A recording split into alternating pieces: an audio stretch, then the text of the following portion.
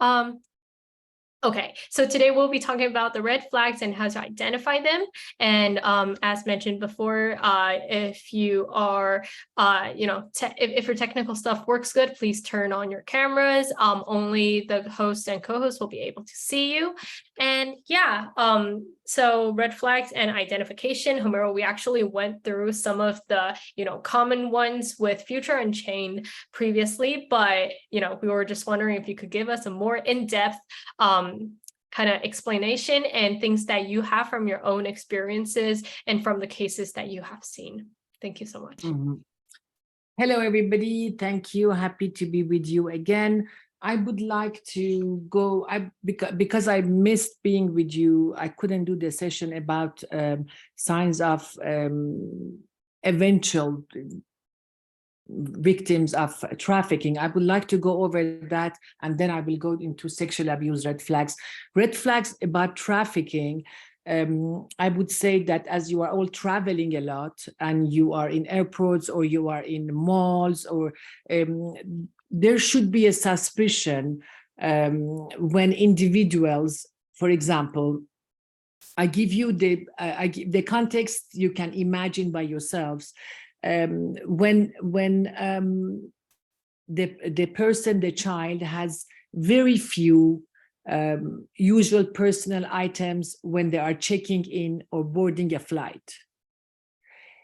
When they are accompanied, for example, by somebody who is far better dressed than them. When you see a child or a person who avoids eye contact or are very watchful to the point of paranoia, who are unusually submissive to the persons they are accompanying, who, when you ask them something, they don't answer themselves. They are not allowed to speak for themselves if they are directly addressed. So there is somebody else who's answering for them, or somebody else who is translating for them. So they don't speak the same language as the person who is accompanying them. When you think that they don't appear to know where they are or where they are going, they don't have the freedom to separate themselves from the persons accompanying them, for example, to use the restroom or to stroll through the aircraft. Airplanes, trips by plane are really good moments to observe and to, if red flags, to talk to the attendants and ask for help. Of course, if you see any signs of physical abuse, if they seem to you to be malnourished, or when they see food, they are eating food in a very, with a lot of fever, they are gobbling it and not chewing really. They are evidently afraid of uniformed security personnel, and they speak of, for example, these are different situations where, for example, they speak of going for modeling, they have a modeling job or something like this, and that they are going to meet the person when they arrive, upon arrival. This should be a red flag, because I have myself personally dealt with so many cases where they were told that they are going modeling and they became sex slaves. So this is in the case of related specifically for trafficking. Now, red flags of sexual abuse, which can be sexual abuse happening in school, a friend, a household, a family member. Identifying signs of sexual abuse can be quite challenging, because each child and each situation is unique. However, it is important to note that these signs alone may not definitively indicate sexual abuse, but they should raise concerns and warrant further investigations. Some of these signs include behavioral changes, sudden and unexplained changes in behavior, such as becoming withdrawn, fearful, unusually aggressive. The child may exhibit regressive behavior, for example, be wetting her bed, thumb sucking, and may display fear or resistance towards specific individuals or situations. When a child doesn't want to go somewhere, when a child doesn't want to be driven by this or that person, we have to listen to the child and try to understand what is behind it. Then there can be emotional distress, which is children who have experienced sexual abuse may display a range of emotional reactions, including anxiety, depression, mood swings, frequent crying, very low self-esteem, or a sudden loss of interest in previously enjoyed activities. Then could be sexual knowledge or behavior, exhibiting age-inappropriate sexual knowledge, language, or behavior can be indicative of sexual abuse. The child may engage in sexual play, mimic explicit acts, or display knowledge of sexual acts beyond their development stage. Physical symptoms, of course, physical signs of sexual abuse can vary and may not always be present. However, some possible indications include unexplained pain, discomfort, irritation of genital areas, difficulty walking or sitting, recurrent urinary tract infections, or sexually transmitted infections. Regression or development delays. Sexual abuse can disrupt a child's development. A child may experience setbacks or delays in areas such as language development, motor skills, or academic performance. Avoidance of certain settings or activities.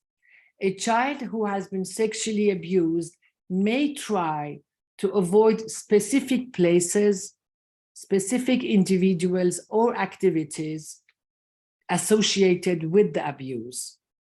They may express fear or resistance faced with situations that remind them of that traumatic situation.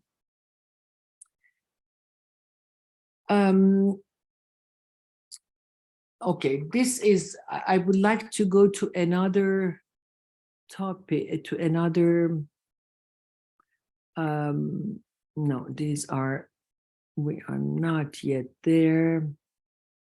I want to talk to you about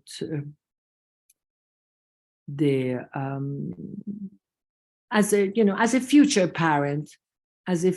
parent, I think it is important for you to, okay, let's say what I'm telling you is for future parents or those of you who still have young siblings at home or family members. One thing we have to always do with children is to teach them some body safety rules. Step one is to use the correct names for private parts, because very often parents tend to give name to, for example, to name a genital of a son, they say it's a wee-wee, it's a bird. If we don't teach them the correct word for each organ of their body, a finger is a finger, an eye is an eye, and their genitals have their proper names, then if, God forbid, something happens and they have to go to court and they have to talk in front of the judge and they say, he touched my wee-wee or he touched my bird, then the judge will say, will conclude that there was no abuse. and will send the child in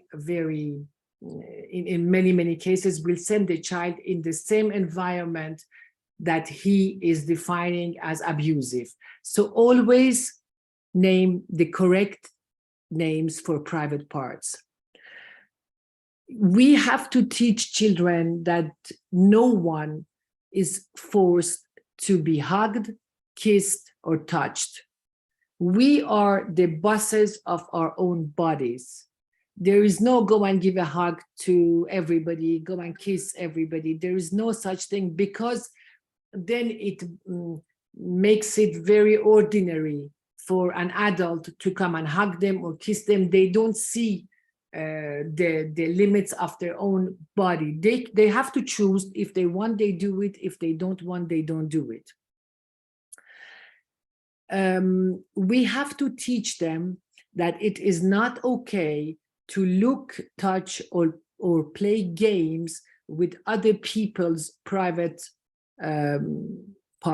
privates. We have to teach them that when somebody says no or says stop, we listen. Happy surprises are fun, but no one should ask you to keep a secret, even a small one. No one. It is always right and never too late to tell someone if someone breaks a body safety rule. The 5 points that I said earlier, for me, are the basic body safety rules. And we can tell our children or the young ones around us that it is never too late to talk about it to someone if it has been a moment, a person who has broken these rules.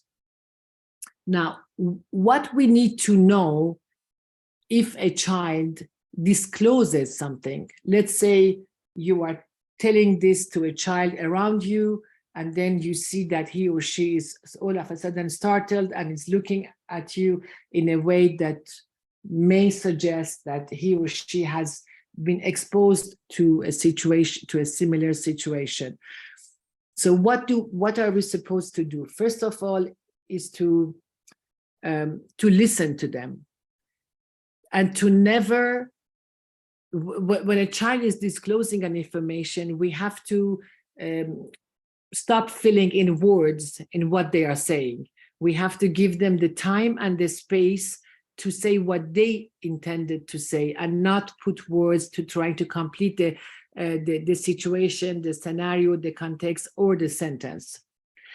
If the child is having difficulty talking, helping the child may distort the situation. We can give them toys.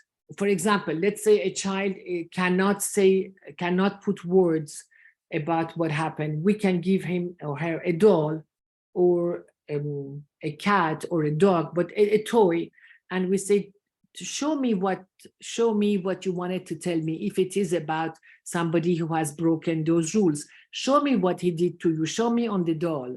Or we can give them colors and a paper and ask them to draw, because normally at a young age, children's drawings are very, very explicit for somebody who knows. And then, of course, none of us are doctors or experts. We have to go to somebody who can, with somebody with experience who can look at the drawing and decide if the child is trying to say something. And if with the toy, again, the child has some unusual gestures, then again, we have to ask for help, so we can be sure that we are reacting in a right manner, in a right way. We always have to tell the child that we are very grateful and we are very glad that they spoke to us, that they said something. It is crucial to tell the child it was not your fault, because very often children who have been in abusive situations think that they were bad, that they did something wrong, and that is why this happened to them. So we have to say it was not their fault. We have to reassure them and tell them that they are not in trouble, that nothing is going to happen to them. If the child asks you not to tell anyone, remind the child that it is your job or your responsibility to help keep them safe, and that you will do whatever you need to do to keep them safe. Because if the child has been told, if you talk to an adult, I will kill your mother or your sister, or I will kill you, or I will do this, or I will do that, then when they disclose to you, they probably will ask you not to disclose to anyone because they are afraid they were threatened. So you have to say, don't worry, nothing will happen to you, but I will do anything in my power to keep you safe, without giving specifics, because then they will be frightened. It is very important to tell the child that you believe them. Even if you are shocked or panicked, don't show it. Because if you show to the child that you are afraid, panicked, or shocked, then they will retract. Then they will not say it again. And you may need, if something has happened, you want the child to be able to say it again to a lawyer, to a judge, or to another person. So in order to not have the child be fearful or scared, you should not show any shock. If you want to cry, go and cry in your bathroom later. If you are shocked, the child should not see any of these things. When you are, if ever you have to report a situation which seems to be one of the situations that we have said above, and that you have that a child is telling you, for example, that the person who came in the room put his hands on her mouth so she couldn't scream, and said that he or she, but it normally men, loved her, and report the exact words of the child, again with no interpretation of your own, the exact words of the child, it is best that until an expert sees the child, there are no questions asked from the child, in order for him or her not to create barriers, because we want them to talk to the person who will come after you, after an abuse is reported. And always remember that it is our duty and our responsibility to report abuse wherever we are.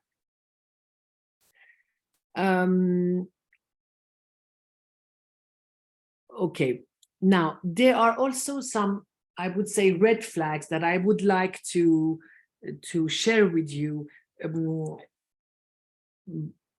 about the environment of the child, because this is what we spoke about, what a child should, what a parent should do or not do.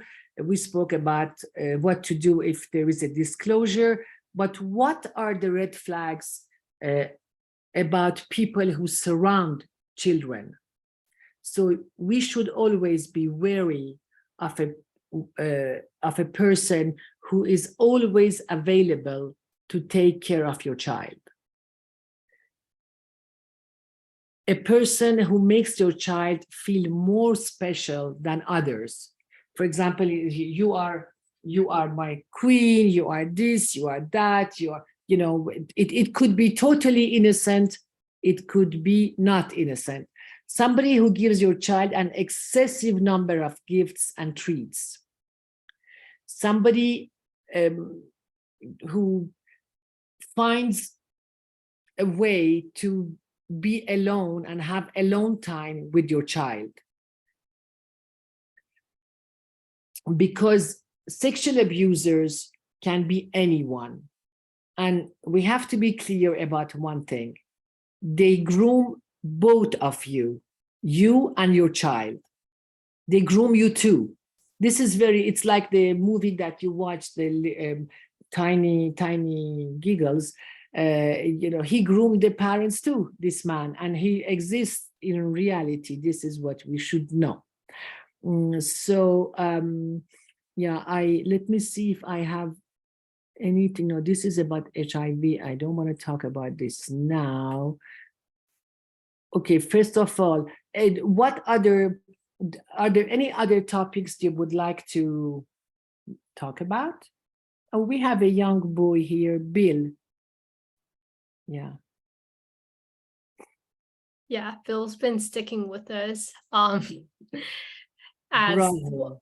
yeah, as one of the 2 male registrants. I thought that you also wanted to talk about some of the more details of human trafficking as well, or was the airport one? Well, what is important to know, I would like to share with you the case of a little girl who was being trafficked on a plane.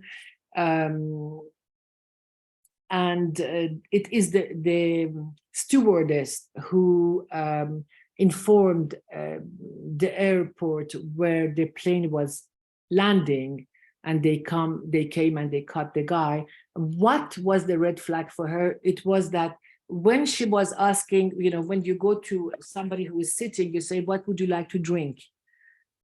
She realized that the little girl was not answering, that she was looking to the man who was next to her. So and then she also understood that when she was giving her food, when she was asking her what you want to eat, he was answering for her all the time.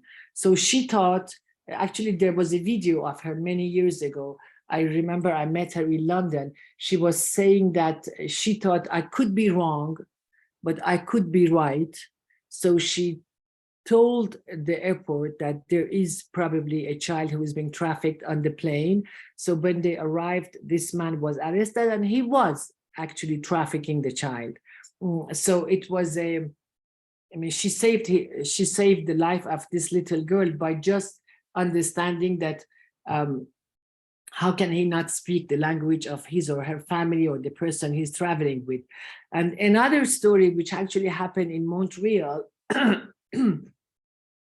it was the story of a little girl who is taken to a hotel with an adult, and the man goes to the reception. She's waiting next to him, and he asks for a room. He gets the keys and he goes up with the girl, and obviously he had trafficked the girl, she was abused and so on. When she was saved, not thanks to the hotel receptionist or whoever, but thanks to a raid, she said that day when she went to the hotel with this man, she was hoping that the man will say, but what are you doing with this child? Why are you going in at 3:00 in the afternoon with this child to a room? But he did not. He could have saved the life of this girl. I mean, she was saved later by some investigators, but it could have been then, So these are the moment of trafficking, and without wanting to scare you, a couple of years ago, there was one of my friends. I live in Switzerland, in a very beautiful place, and there are normally educated people. It's normally a family place. People come with their kids, men come with their wives, and so on and so forth. One of my friends, my Italian friends, had just divorced, and he was here. It was winter time. It was very busy, And he invited me to go for drinks to one of the 5-star hotels here. I could not go. I was busy. But he called me later that evening and he said, Homayra, I think I will be needing your help. Something happened tonight. I need to share with you and you tell me what you think. And he told me that while he was having drinks with his friends, there were 2, 3 beautiful girls who came and who sat with the crowd of the people who were there. And one of them, who spoke a very broken English, he said, I liked her. She was beautiful and she came and she sat next to me. I was just divorced. So I thought, why not? Maybe I can engage in conversation with her. Then he realizes that she speaks very poor English. And then he realizes that she is actually very young. She is not 18 years old. So he tries to ask her what she's doing there. And she says that a man who has a modeling agency had gone to, I think she was from Poland, had gone to Poland, to her hometown, and had found some girls with beautiful looks. He had found them beautiful and had proposed them to come with him to Switzerland because from there he would find them modeling jobs. And then she tells this man that she's waiting for her day, the day where she will be modeling and interviewing and so on, but she accepts to give her phone number to him and so on. He tells me, do you think that this situation can be something for you, or do you have a red flag? I said, no, not so far. Let's wait a little bit. Let's see if he really proposes them jobs, if they are really going to be modeling, if they are happy in 3-4 days, if they have no bruises, if they don't want to run away. I said, you are in the same hotel with this group, so just open your eyes and watch carefully and let me know how it goes. So a couple of days later, he called me again. I said, Homayra, you were right, because that same girl with whom I had spoken the first day told me that since then, this man has invited friends of his to her room, and that they have done, you can imagine what they have done, and some of them with brutality, and this has happened to the other girls also. And she wants to run away. She wants to leave. She doesn't want to stay here. She doesn't trust this man anymore. She wants to run away. So we, with my friend, he was a good man. He was a good man. With his help, we organized for this girl to go back to her country.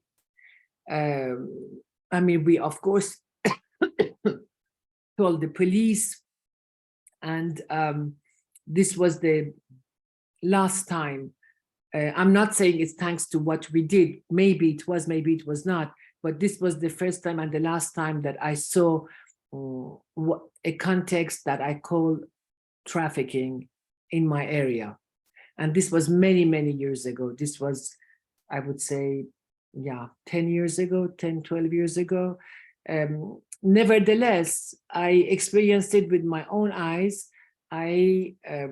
Without the help of my friend, it would have been impossible for me to reach the girl. How could I didn't even know her face. I didn't know where to find her. I didn't know how to pass a message to her.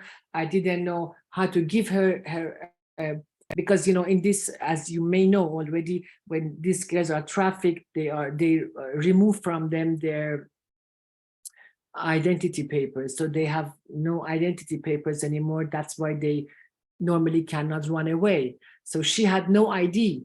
So we had to bring the police in. We had to do an ID for her. And then I think the police, I'm practically sure that the police did the rest of the job and evacuated whoever needed to be evacuated. But this was a situation where it was the first case of human trafficking I bumped into personally. I had heard of it, I had spoken about it in conferences, but I had not met a victim myself, a real victim myself yet.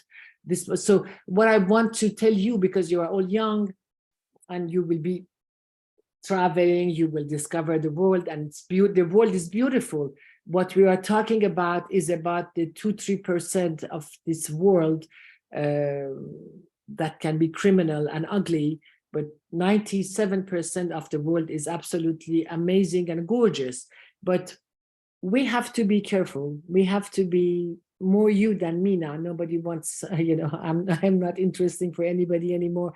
But at your age, you have to be careful, even I would say within your, study environments. Be very wary of if somebody's filming something, if you are in the film. Don't forget that today we are in an era where we have deep fake, we have IE, we have all this new stuff that didn't exist many years ago. So they can make you do anything. I mean, you can be eating pasta in real life, but then you can be doing anything. So yeah, be careful. I don't want anybody to be paranoid at all. But I think information is knowledge, and we need this knowledge in today's world, because as many as there are wonderful people, honest people, there are the other group of people who we should be wary about. Any questions? Thank you so much. Any questions, guys? Yeah, so I think compared to the previous sessions, this session is more of like an explicit one, and it's really easy to absorb. Yeah. Yes.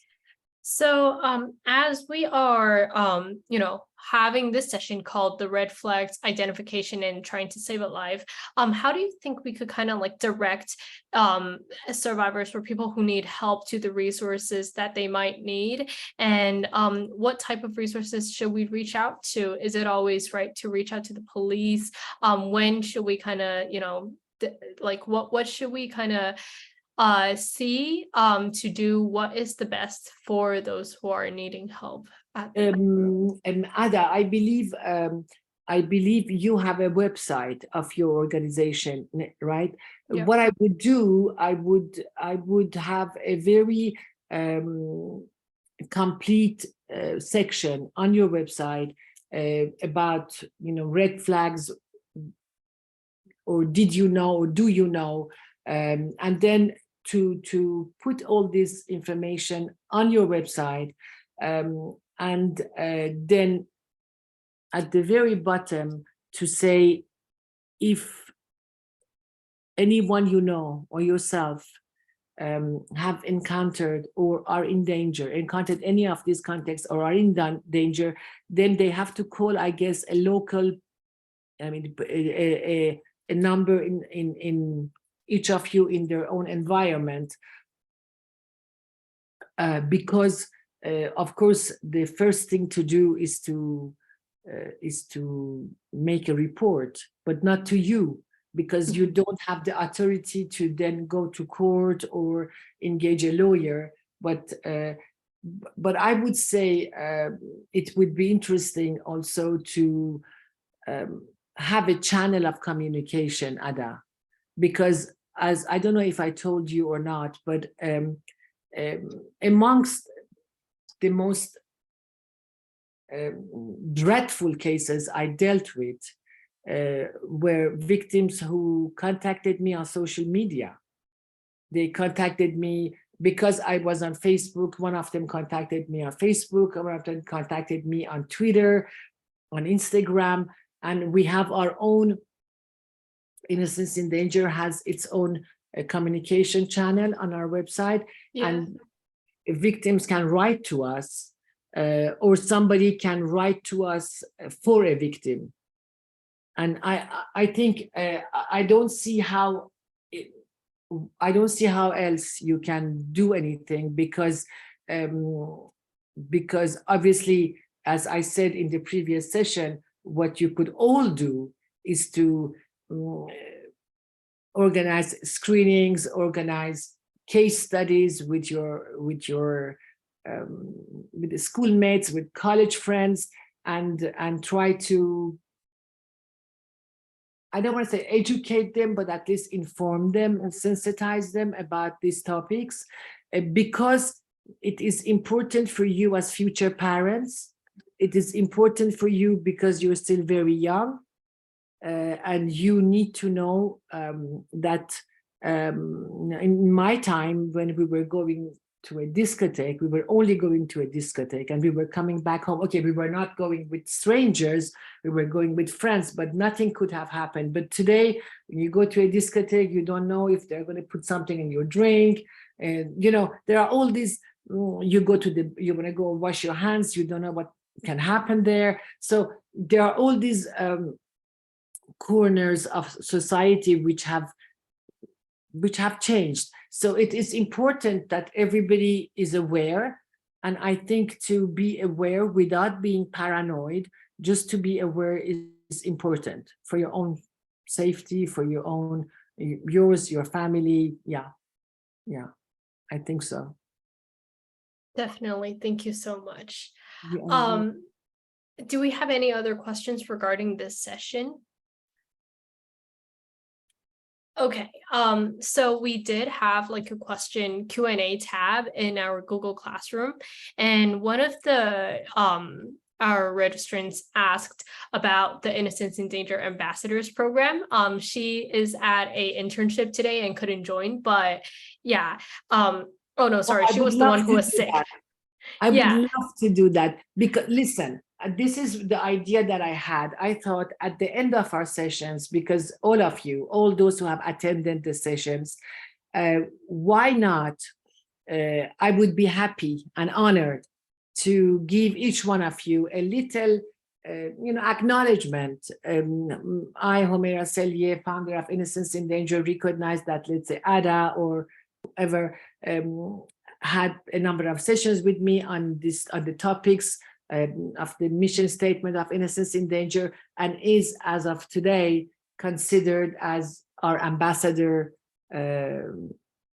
wherever you are. You know what I mean? And then I can send it to each one of you. I can have it done on Innocence in Danger paperhead, and you can. I would love to do that. Yeah, so definitely, we'll definitely, keep in touch. We'll have Phoebe, working with you to see the ambassadors, and all of our registrants will, if you guys are interested, we'll try to work this through.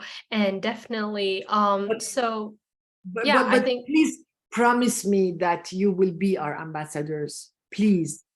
I mean, I really think that your generation is my hope. And I would love to think that in each one of you is a person who will be more aware, who will sensitize, inform others. So yeah, it would really mean a lot to me. definitely, we'll check in with everyone else in the future. Yeah, so I think this is our lecture for today. If you guys have any other questions, feel free to always, reach out to us. We'll try to pass on your questions. Feel free to also submit your questions in the Q&A, and we'll ask them for you the next time we meet Homayra. We're not going to be able to, have live sessions next week because Homayra is hosting a retreat for the children, and so she will be able to join us, but we'll be recording our conversations for you guys to watch. And yeah, we'll try to push through the session, and we will continue to plan for other things later on. And yeah, if there is no other questions, thank you so much, Homayra, for joining us this evening. Thank you, everybody, for your time. And I hope I don't want to frighten you. I don't want to scare you. I hope it has been okay. Yeah, I think it's been okay. How did Okay. everyone else think? Can we get like a emoji, thumbs up, whatever? How's things going? Okay, good. Thank you. Perfect. Okay, that is a relief for me. Okay, Yeah. thank you. Okay, wonderful. So have a beautiful evening, all of you, and I see you very soon. Yep. Thank you so much for joining, and we'll see you next time. Bye, Thank guys. you. Thank Bye. you, Homayra. Thank you, Bye. Adam. Thank you, everybody.